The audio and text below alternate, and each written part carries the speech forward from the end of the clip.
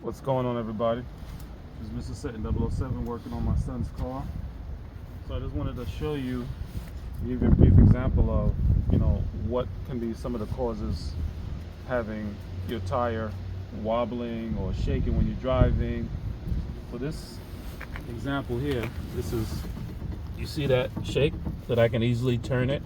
That's not good. So it's right here with the outer tie rod end. So I want you to get a nice picture of here and just see the movement. See that? So that's one of the main reasons for this car to be shaking. It'll be something similar to this depending on the miles per hour you're traveling. It could be 50 miles an hour, 60 miles an hour.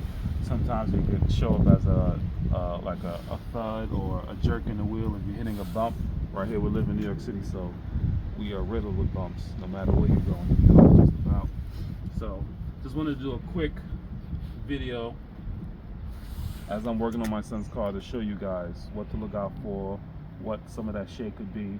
It could be other areas in the car as far as lower control arms and things of that nature. So stay tuned, make sure you like and subscribe.